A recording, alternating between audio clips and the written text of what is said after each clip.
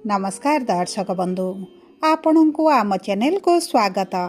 नूतन वर्ष 2026 हार्दिक अभिनंदन एवं शुभेच्छा सहित आज कार्यक्रमटी को आरंभ करिबा एवं जानिबा समस्त तुला राशि व्यक्तिविशेषंकर भाग्यटी एही 2026 रे केमिति रहिबो, कौन आणिब परिवर्तन आपणक जीवन रे। देखंतु दर्शक बंधु, तुला राशिर 3टी नक्षत्र रही। चित्रा नक्षत्र बा 14/7, स्वाति नक्षत्र बा 15/7 एवं विशाखा नक्षत्र 16/7 तुला राशि। देखंतु एही 3टी नक्षत्रर नक्षत्राधिपति अलग अलग होइथांती। तेणुकरी एही 2026 वर्षरे आपणक तुला राशि होइथिले मध्य आपणक नक्षत्र अनुसारे आपणको अलग अलग फल मिलिथाए।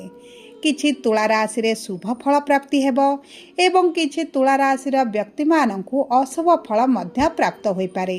देखंतु चित्रा तुला राशि बा 14/7 तुला राशि जो व्यक्ति मानकर सेमानकर नक्षत्राधिपति हेउछंती मंगल एवं जो मानकर स्वाति तुला राशि बा 15/7 तुला राशि सेमानकर नक्षत्राधिपति हेउछंती राहु एवं जो व्यक्ति मानकर विशाखा तुला राशि बा 16/7 तुला राशि सेमानकर नक्षत्राधिपति हेउछंती देवगुरु बृहस्पति। तेणुकरी 3टी नक्षत्र रे आपण 3 प्रकार अलग अलग प्रभाव एही 2026 रे देखिबे। सेथिपाई समस्त तुला राशि व्यक्ति माने एका प्रकारर प्रभाव एही 2026 रे देखिबे नाही। तेबे आसंतु जानिबा आपणकर एही 2026 रे नक्षत्र अनुଯାयी की प्रकार प्रभाव पड़िबा पाई जाउछि। केउ समयटी आपणक पई शुभदायक रहिबो एवं केउ समयटी आपणक पई अशुभदायक रहिबो एवं ता सहित आपणकर राशि जहाँ भी हेउना काहेकि 12टी राशि मध्यरु जे कोनोसी राशि हेउ, जदि आपणकर लग्न तुला होइथाए तेबे मध्य आपणक जीवन रे एही तुला लग्न अनुसारे प्रभाव पड़िबा आरंभ होई जिवो। देखंतु आपणकर राशि रे जेते शुभ फल प्राप्ति हेबार थिले मध्य जदि आपणकर लग्न रे अशुभत्व फल प्राप्ति हेबार अछि तेबे मध्य आपणको अशुभ फल प्राप्ति हेबो। देखंतु जदि आमे मोटा मोटी भाव रे देखिबा तेबे 2025 रे आपणकर स्वास्थ्य खराब रहुथिला।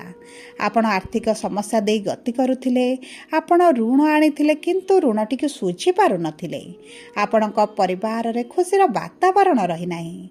आपणकर अजथा खर्च गुडाए बढ़ुची एवं जो माने विद्यार्थी अछंती विद्या क्षेत्र रे शिक्षा क्षेत्र रे समस्या देखुचंती एवं बहुत गुडे तुला राशि व्यक्ति मानकर चाकरी चली जाइछि, चाकरी रे समस्या देखुचंती, चाकरी रे अस्थिरता मध्य रहिछि एवं समाज रे मान सम्मान रे हानि घटुची एवं देखंतु बहुत गुडे तुला राशि व्यक्ति माने संतान संततिक पई बहुत अधिक चिंतित रे रहुथिले। किंतु देखंतु एही 2025 जेउ भली परिस्थिति रे थिला 2026 रे सेथिरे परिवर्तन आसीबो ना सेमिति रहिबो एही वीडियो रे विस्तृत भाव रे आलोचना करिबा। किंतु आपणकर व्यस्त बहुल समय मध्यरु मात्र 10 मिनिट समय आपण निज पाई दियंतु एवं जानतु आपणकर राशि लग्न नक्षत्र अनुसारे एही 2026 रे कोन घटिबा पाई जाउछि। किंतु वीडियोटी आरंभ करिबा पूर्वरु जदि आपणकर भी तुला राशि होइथाए एवं आपण भी ईश्वर को आंतरिक भक्ति एवं विश्वास करंती तेबे वीडियोटी को लाइक करंतु। कमेंट बॉक्स रे जय जगन्नाथ जय मां लक्ष्मी अवश्य लिखि दियंतु। ता सहित आम सह जोगाजोग करिबा पई वीडियोर मध्य भाग रे एक व्हाट्सएप नंबर टी दिया जाइछि। जो नंबर साहाय्य रे आपण आम सह जोगाजोग करी निजर नूतन कुंडली प्रस्तुत करि परिबे, कुंडली विश्लेषण कराई परिबे किंबा आपणकर चाकरी विवाह व्यवसाय प्रेम संपर्क शिक्षा स्वास्थ्य को नहीं किछि समस्या रहिछि ताहार सहजरे एवं स्वल्प मूल्य रे समाधान करि परिबे।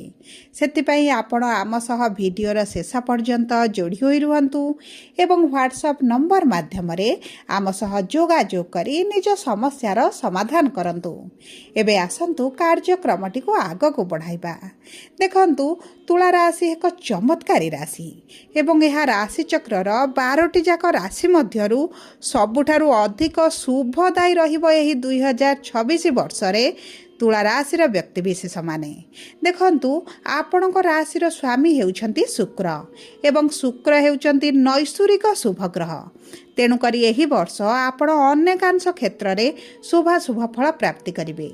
ତା ସହିତ ନବମରେ ବୃହସ୍ପତି ଥିବାରୁ ଆପଣଙ୍କ ପିତାଙ୍କ ଠାରୁ ବହୁତ ଅଧିକ ଲାଭବାନ ଆପଣ ହେବେ। ପିତାଙ୍କ ସହିତ କିଛି ନୂତନ କାର୍ଯ୍ୟ ଆରମ୍ଭ କରିପାରନ୍ତି, କିମ୍ବା ଯଦି ଆପଣ କିଛି ନୂତନ କାର୍ଯ୍ୟ ଆରମ୍ଭ କରିବା ପାଇଁ ଚିନ୍ତା କରୁଛନ୍ତି ଏବଂ ଚାହୁଁଛନ୍ତି, ତେବେ ମଧ୍ୟ ଆପଣଙ୍କ ପିତାଙ୍କ ଠାରୁ ସମ୍ପୂର୍ଣ୍ଣ ସହଯୋଗ ସପୋର୍ଟ ଆପଣଙ୍କୁ ମିଳିବ। ଏବଂ ପୂର୍ବରୁ ଯଦି ଆପଣଙ୍କ ପିତାଙ୍କ ସହିତ ମନମାଳିନ ମତଭେଦ ରହିଥିଲା ଏବଂ ପିତାଙ୍କ ସହିତ ଆପଣଙ୍କ ସମ୍ପର୍କଟି ଏତେ ମଧୁର ନଥିଲା, ତେବେ ମଧ୍ୟ ଏହି 2026ରେ ପିତା ପୁତ୍ର ବା ପିତା କନ୍ୟାଙ୍କ ମଧ୍ୟରେ ବହୁତ ଅଧିକ ସମ୍ପର୍କ ମଧୁରତା ହେବ, ସମ୍ପର୍କରେ ନିକଟତରତା ବଢ଼ିବ ଏବଂ ପୂର୍ବରୁ ଯେଉଁ ସମସ୍ୟା ଚାଲିଥିଲା ତାହା ଆପଣଙ୍କର ଦୂର ହୋଇଯିବ। ମନେ ରଖନ୍ତୁ, ଆପଣଙ୍କର ଭାଗ୍ୟରେ ଉନ୍ନତିର ସୂଚନା ଏହି 2026ରେ ରହିଛି। ଆପଣଙ୍କ କ୍ୟାରିୟରରେ ଉନ୍ନତିର ସମ୍ଭାବନା ମଧ୍ୟ ରହୁଛି। ଯେଉଁମାନେ ବିଦ୍ୟାର୍ଥୀ ଅଛନ୍ତି ସେମାନଙ୍କର ରାହୁ କିଛି ପ୍ରଭାବ ପକାଇବେ ନାହିଁ ଏବଂ ଏହି 2026 ବର୍ଷରେ ଆପଣ ଯଦି ଉଚ୍ଚଶିକ୍ଷା ମଧ୍ୟ କରିବା ପାଇଁ ଚାହୁଁଥିଲେ, ତେବେ ମଧ୍ୟ ଆପଣଙ୍କୁ ସେଥିରେ ସଫଳତା ପ୍ରାପ୍ତି ହେବ। ବିଶେଷ ଭାବରେ ଯେଉଁମାନେ ଗବେଷଣା, ଟେକ୍ନୋଲୋଜି, IT, AIରେ ଯଦି କ୍ୟାରିୟର ଆରମ୍ଭ କରିବା ପାଇଁ ଚାହୁଁଥିଲେ, ତେବେ ମଧ୍ୟ ଆପଣଙ୍କୁ ବହୁତ ଅଧିକ ଶୁଭାଶୁଭ ଫଳ ପ୍ରାପ୍ତି ହେବ। ତା ସହିତ ପୂର୍ବରୁ ଯଦି ଆପଣ ଏହିସବୁ କ୍ଷେତ୍ରରେ କାର୍ଯ୍ୟରତ ଅଛନ୍ତି, ତେବେ ଆପଣଙ୍କୁ ଆକାଶ ଛୁଆଁ ସଫଳତା ପ୍ରାପ୍ତି ହେବ ଆପଣଙ୍କୁ ଏହି 2026 ବର୍ଷରେ। ଏବେ ଆସନ୍ତୁ ଜାଣିବା ତୁଳା ଲଗ୍ନର ବ୍ୟକ୍ତିବିଶେଷମାନଙ୍କୁ ଏହି 2026ରେ କେମିତି ଫଳ ପ୍ରାପ୍ତି ହେବ। ଦେଖନ୍ତୁ, ଯେଉଁମାନଙ୍କର ତୁଳା ଲଗ୍ନ ସେମାନଙ୍କର ଲଗ୍ନାଧିପତି ହେଉଛନ୍ତି ଶୁକ୍ର, ପଞ୍ଚମାଧିପତି ହେଉଛନ୍ତି ଶନି ଏବଂ ନବମାଧିପତି ହେଉଛନ୍ତି ବୁଧ। ତେଣୁକରି ତୁଳା ଲଗ୍ନର ଜନ୍ମିତ ବ୍ୟକ୍ତିମାନଙ୍କ ପାଇଁ ଏହି 2026ରେ ପ୍ରତ୍ୟେକଟି କାର୍ଯ୍ୟରେ, ପ୍ରତ୍ୟେକଟି ଦିଗରେ ଆଶା ଅନୁରୂପକ ଶୁଭାଶୁଭ ଫଳ ପ୍ରାପ୍ତି ହେବ।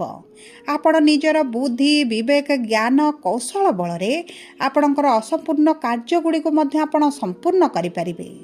ଆପଣଙ୍କର ଏହି 2026 ବର୍ଷରେ ଶରୀର ସମ୍ପୂର୍ଣ୍ଣ ଭାବରେ ସୁସ୍ଥ ରହିବ, ମନ ନିର୍ମଳ ରହିବ, ମନରେ ଶାନ୍ତି ମଧ୍ୟ ରହିବ। ଯଦି ଆପଣ ପ୍ରେମ ସମ୍ପର୍କରେ ଅଛନ୍ତି, ତେବେ ପ୍ରେମ କ୍ଷେତ୍ରରେ ଆପଣ ସଫଳତା ପ୍ରାପ୍ତି କରିବେ। ଆପଣଙ୍କର ପ୍ରେମ ବିବାହ ମଧ୍ୟ ହୋଇପାରେ। ଯଦି ଆପଣ ବ୍ୟବସାୟ ବାଣିଜ୍ୟରେ ଅଛନ୍ତି, ତେବେ ଆପଣଙ୍କୁ ବହୁତ ଅଧିକ ଉନ୍ନତି ମିଳିବ, ଅଗ୍ରଗତି ମଧ୍ୟ ଆପଣଙ୍କର ଏହି 2026ରେ ଦେଖାଯିବ।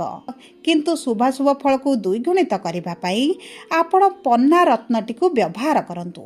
5ରୁ 7 ରଥି ଧାରଣ କଲେ ଆପଣଙ୍କ ଜୀବନରେ ଯେଉଁ ଅବଶୋଷ ରହିଯାଇଛି, ଆପଣଙ୍କ କାର୍ଯ୍ୟରେ ଯେଉଁ ବାଧା ବିଘ୍ନ ଦେଖାଯାଉଛି, ସେସବୁ ଆପଣଙ୍କର ଦୂର ହୋଇଯିବ।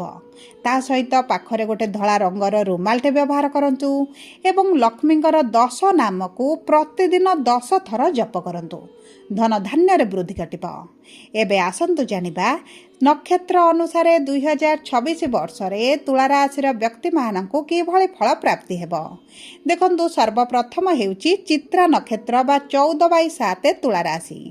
ଏହି ନକ୍ଷତ୍ରରେ ଜନ୍ମିତ ବ୍ୟକ୍ତିମାନେ ମଙ୍ଗଳଙ୍କ ଅଂଶରେ ବା ମଙ୍ଗଳଙ୍କ ମହାଦଶାରେ ଜନ୍ମ ହୋଇଥାନ୍ତି ଏବଂ ଏମାନଙ୍କ ପାଇଁ 2026 ବର୍ଷଟି କିଛିକାଂଶ କ୍ଷେତ୍ରରେ ଦୁଃଖଦାୟକ ରହିବ। ବିଶେଷ ଭାବରେ ଆପଣଙ୍କର ଜମି, ଭୂମି କିମ୍ବା ଆପଣଙ୍କର କିଛି ପ୍ରପର୍ଟି କିଛି ନାଶ ହେବାର, ଆପଣଙ୍କ ହାତରୁ ଚାଲିଯିବା ଭଳି ପରିସ୍ଥିତି ମଧ୍ୟ ଆପଣ ଦେଖିପାରନ୍ତି। ସେଥିପ୍ରତି ଆପଣଙ୍କୁ ଟିକେ ସଚେତନ ରହିବାକୁ ପଡ଼ିବ, ସାବଧାନ ରହିବାକୁ ପଡ଼ିବ। ନଚେତ ଆପଣଙ୍କର ସ୍ୱାସ୍ଥ୍ୟ ସମ୍ପୂର୍ଣ୍ଣ ଭାବରେ ଭଲ ରହିବ ଏବଂ ଆପଣଙ୍କର ଯଦି କିଛି ଶୁଭ କାର୍ଯ୍ୟ କରିବାର ଥିଲା, ତାହା ମଧ୍ୟ ଆପଣଙ୍କର ହୋଇଯିବ। ଏବେ ଆସନ୍ତୁ ଜାଣିବା ସ୍ୱାତି ତୁଳା ବା 15/7 ତୁଳା ରାଶିର ବ୍ୟକ୍ତିଙ୍କର ଏହି 2026 ବର୍ଷଟି କେମିତି ରହିବ। ଦେଖନ୍ତୁ, ଏହି ନକ୍ଷତ୍ରର ବ୍ୟକ୍ତିମାନେ ରାହୁ ଅଂଶରେ ବା ରାହୁ ମହାଦଶାରେ ଜନ୍ମିତ ହୋଇଥାନ୍ତି ଏବଂ 2026ରେ ଆପଣଙ୍କୁ ବହୁତ ଅଧିକ ବିକାଶ ଲାଭ ହେବ। ଆପଣଙ୍କର ଜ୍ଞାନରେ ବୃଦ୍ଧି ହେବ, ଆପଣଙ୍କର ଲୋକପ୍ରିୟତା ବଢ଼ିବ, ମାନ ସମ୍ମାନ ପ୍ରତିଷ୍ଠା ଆପଣଙ୍କର ବୃଦ୍ଧି ହେବ। କର୍ମକ୍ଷେତ୍ରରେ ଯଦି ଆପଣଙ୍କର ଶତ୍ରୁ ବୃଦ୍ଧି ହୋଇଛନ୍ତି, ସମସ୍ୟା ବୃଦ୍ଧି କରୁଛନ୍ତି, ଆପଣଙ୍କ ବିରୁଦ୍ଧରେ ରାଜନୀତି ଚଲାଇଛନ୍ତି, ସେଥିରୁ ମଧ୍ୟ ଆପଣ ବାହାରକୁ ଆସିବେ। ଆପଣ ନିଜର ପରିଚୟ ସୃଷ୍ଟି କରିବେ। ଉଚ୍ଚ ଅଧିକାରୀଙ୍କ ସହିତ ଆପଣଙ୍କର ସମ୍ପର୍କରେ ମଧୁରତା ବଢ଼ିବ କିମ୍ବା ଆପଣ ଯଦି ନୂତନ ଭାବରେ କିଛି ବ୍ୟବସାୟ ଆରମ୍ଭ କରିବା ପାଇଁ ଚାହୁଁଛନ୍ତି, ଚାକିରିରେ ପରିବର୍ତ୍ତନ କରିବା ପାଇଁ ଚାହୁଁଛନ୍ତି କିମ୍ବା ପ୍ରମୋସନର ଆଶା ରଖିଛନ୍ତି, ତେବେ ମଧ୍ୟ ଏହି ବର୍ଷ ଆପଣଙ୍କର ସେହି ସବୁ କାର୍ଯ୍ୟଗୁଡ଼ିକ ସମ୍ପୂର୍ଣ୍ଣ ହୋଇଯିବ। ତା ସହିତ ଯଦି ଆପଣଙ୍କ ବ୍ୟବସାୟ ଆରମ୍ଭ ଆରंभ କରିବାରେ କିଛିଟା ବାଧା ବିଘ୍ନ ସମସ୍ୟା ଦେଖୁଥିଲେ ତାହା ମଧ୍ୟ ଆପଣଙ୍କର ଦୂର ହୋଇଯିବ। ଆପଣଙ୍କ ଭାଗ୍ୟ ଆପଣଙ୍କର ସାଥ ଦେବ। ଏବେ ଆସନ୍ତୁ ଜାଣିବା ବିଶାଖା ତୁଳା 16/7 ତୁଳା ରାଶିର ବ୍ୟକ୍ତିବିଶେଷଙ୍କର ଏହି 2026 ବର୍ଷଟି କେମିତି ରହିବ। ଦେଖନ୍ତୁ, ଏହି ନକ୍ଷତ୍ରର ବ୍ୟକ୍ତିମାନେ ଗୁରୁ ଅଂଶରେ ବା ଗୁରୁ ମହାଦଶାରେ ଜନ୍ମିତ ହୋଇଥାନ୍ତି ଏବଂ ଏହି ବ୍ୟକ୍ତିମାନଙ୍କୁ 2026ରେ ମିଶ୍ରିତ ଫଳ ପ୍ରାପ୍ତି ହେବ। ମାନେ ବର୍ଷର ପ୍ରଥମାର୍ଦ୍ଧଟି ଆପଣଙ୍କ ପାଇଁ ବହୁତ ଅଧିକ ଶୁଭଦାୟକ ରହିଛି। ଆପଣ ଯେକୌଣସି ଶୁଭ କାର୍ଯ୍ୟ ମଧ୍ୟ କରିପାରିବେ, ଉଚ୍ଚଶିକ୍ଷା କରିପାରିବେ, ବିବାହ ଯଦି କରିବା ପାଇଁ ଚାହୁଁଛନ୍ତି ବିବାହ ମଧ୍ୟ ହୋଇଯିବ। କିନ୍ତୁ ଜୁନ୍ ମାସ 2 ତାରିଖ ପରଠାରୁ ଗୁରୁଙ୍କର ଗୋଚର ପରଠାରୁ ଆପଣଙ୍କର ପୀଡ଼ା କଷ୍ଟ ବ୍ୟଥା ମଧ୍ୟ ବଢ଼ିପାରେ। ସେଥିପ୍ରତି ଆପଣଙ୍କୁ ଟିକେ ସତର୍କ ରହିବାକୁ ପଡ଼ିବ, ନିଜ ସ୍ୱାସ୍ଥ୍ୟର ଧ୍ୟାନ ଦେବାକୁ ପଡ଼ିବ ଏବଂ ମାନସିକ ସ୍ୱାସ୍ଥ୍ୟକୁ ବହୁତ ଅଧିକ ଜଗିବାକୁ ପଡ଼ିବ। ସବୁ ପରେ ଅଶୁଭତ୍ୱକୁ ଦୂର କରି ଶୁଭାଶୁଭ ଫଳ ପ୍ରାପ୍ତି ପାଇଁ ଆପଣ ଗୋମାତାଙ୍କର ସେବା କରନ୍ତୁ, ବାସ୍ନା ଜଳରେ ସ୍ନାନ କରନ୍ତୁ, ହାତ ପାପୁଲିରେ କିଛି ଅତର ଲଗା, ଯେକୌଣସି କାର୍ଯ୍ୟରେ ବାହାରକୁ ଯାଆନ୍ତୁ ଏବଂ ବସ୍ତ୍ର ଦାନ କରନ୍ତୁ। ଏହି ବର୍ଷ ସୂର୍ଯ୍ୟ ଅସ୍ତ ପରେ ଆପଣ ଅଶ୍ୱସ୍ଥ ବୃକ୍ଷ ମୂଳରେ ଗଙ୍ଗା ଜଳ ଢାଳି ଦିଅନ୍ତୁ। ଏହା ଆପଣଙ୍କର ଅଶୁଭତ୍ୱକୁ ଦୂର କରିବାରେ ବହୁତ ଅଧିକ ସାହାଯ୍ୟ କରିବ। ଏବଂ ଧନକୁ ନେଇ ଯଦି କିଛି ସମସ୍ୟା ରହିଛି, ପ୍ରତିଦିନ ଶ୍ରୀ ସୂକ୍ତମ ପାଠ କରନ୍ତୁ। ଛୋଟ ଛୋଟ କନ୍ୟାମାନଙ୍କୁ ଶୁକ୍ରବାର ଦିନ କିଛିଟା ତାଙ୍କର ପ୍ରିୟ ଜିନିଷ ଦାନ କରନ୍ତୁ, ଆପଣଙ୍କ ପାଇଁ ଶୁଭଦାୟକ ରହିବ। ଯଦି ଆପଣଙ୍କର ତୁଳା ରାଶି ହୋଇଥାଏ, ଭିଡ଼ିଓଟି କିଭଳି ଲାଗିଲା କମେଣ୍ଟ ବକ୍ସରେ ଲେଖି ଜଣାନ୍ତୁ। ଯଦି ପ୍ରଥମ ଥର ଆମ ଚ୍ୟାନେଲକୁ ଆସିଛନ୍ତି, ଚ୍ୟାନେଲଟିକୁ ସବସ୍କ୍ରାଇବ୍ କରନ୍ତୁ। ପାଖରେ ଥିବା ବେଲ୍ ଆଇକନକୁ ପ୍ରେସ୍ କରନ୍ତୁ। ଧନ୍ୟବାଦ।